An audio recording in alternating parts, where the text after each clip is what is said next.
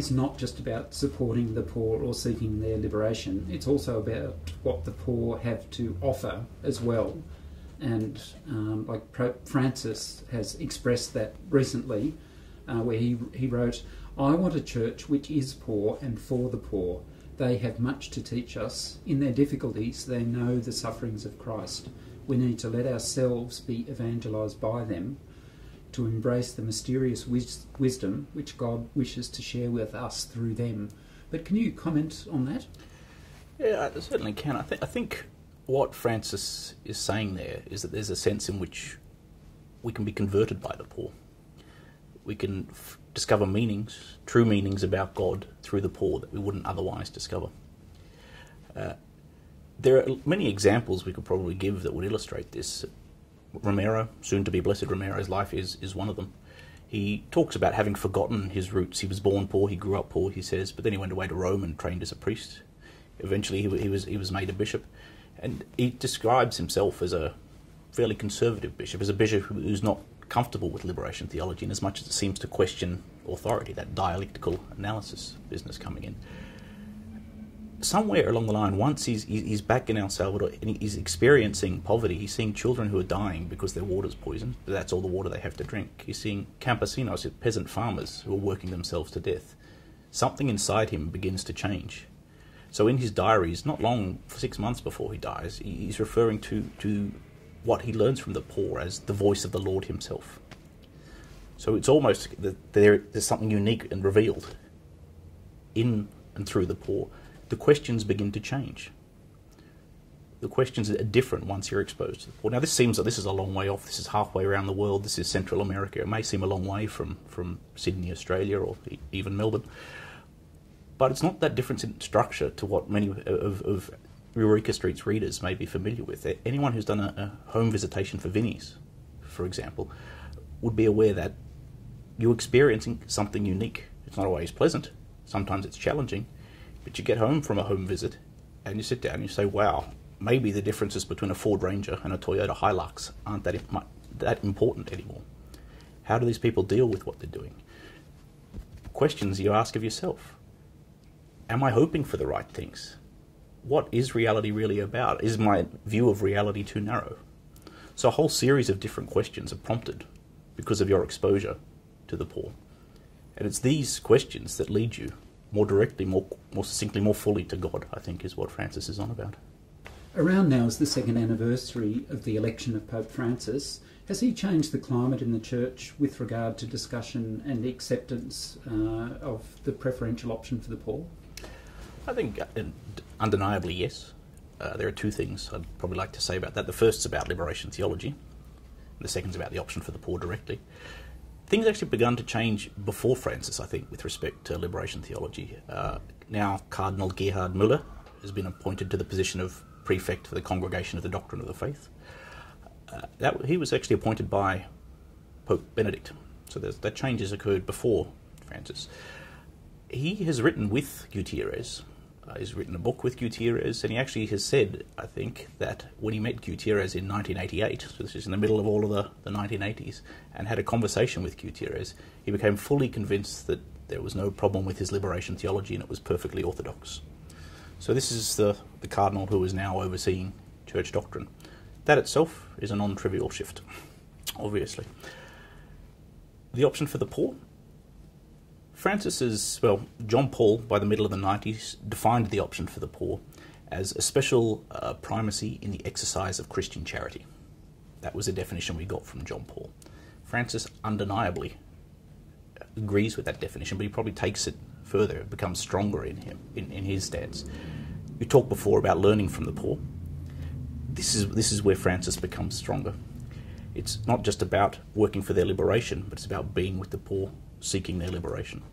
So if I can slide into Bernard Lonergan's terminology here, Bernard Lonergan spent a lot of time talking about conversion, and he actually divided up conversion to talk about different kinds of conversion. He talked about religious conversion, where we fall in love with God.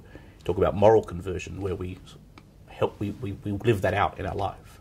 What effect does God loving me have in my life? How do I behave differently?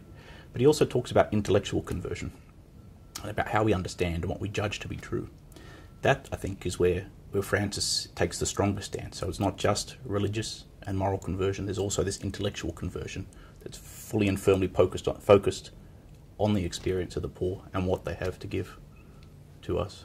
So I think that's, if there are two strengths of the option for the poor, I think Francis certainly takes the stronger one. So on the role of the theologian, Pope Francis has written recently, we must guard ourselves against a theology that's exhausted in the academic dispute or watching humanity from a glass castle. The good theologians, like the good shepherds, smell of the people and of the road, and with their reflection pour oil and wine on the wounds of humankind. But can you comment on that? You're trying to make me feel guilty, obviously. There's an important distinction there is, I think, that Francis talks about both theology and theologians. So he draws the distinction between the two. The first point I'd like to make is that theology is bigger than any single theologian this day and age. We're a post-giant era. There are no more Thomas Aquinas coming and doing the whole of theology. Anyone who's familiar with the fragmentation of knowledge in specialisation within the academy knows what I'm talking about here. The same things happen in theology. Not only do we have systematic theology or moral theology or pastoral theology or practical theology or public theology or liturgical theology and more, many, many kinds of theology. There's also specialisations within this, within these distinctions. You can spend your whole life working on a technical problem within that, and that's okay. Not everyone has the same kind of pastoral skills. I'm sure people know that different doctors have different pastoral skills, or different lawyers are better at dealing with people. This happens in theology too. We still need the technical problems to be nutted out. They need to be worked out. If you're working how God relates to the human being, how grace and the human being interrelate to each other, that's a question that needs to be asked.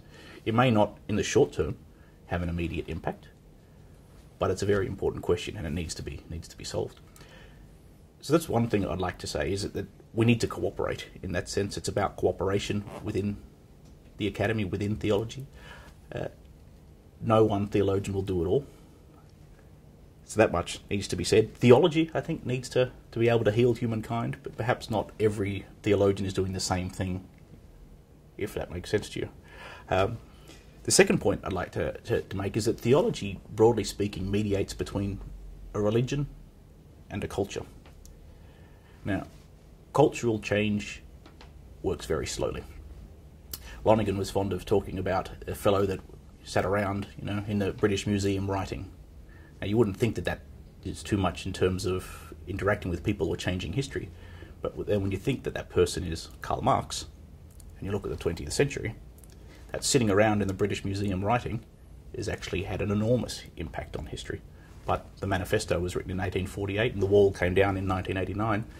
These are the time frames with which we're dealing when you're talking about cultural change. That's the big cultural questions. The time frames are different. This is not to say that we shouldn't have practical and pastoral theologians. These are the kind of meanings that they're working very hard at the basic level to communicate to people, to heal their wounds with. But there's different time frames at play as well, if that makes sense to you. The final point I'd like to make is John Sobrino does talk about the necessity of participating in the world of the poor. But there are different ways of doing that. You can be involved in liberating praxis alongside the poor, you can be defending the poor, you can be taking risks for the poor in other ways. So I do think a theologian needs to ask him or herself, am I involved in the world of the poor? Does this theology, if not now, but eventually, does this contribute to the change that needs to happen? Am I helping with these meaning I'm developing? Am I helping to bring about the kingdom as best we can here? So yes, I agree wholeheartedly with Francis about that. But he talks in that where you source that quote, he also talks, I think, about, he says, God is love, but God is also truth. And it's the interplay of meaning and love in practice that theology is on about. And sometimes the truth questions take a bit longer for the relevance to be seen. It's not necessarily something that changes the here and now, but we're working towards it, I think. In the end, the issue will be how well theologians can work together.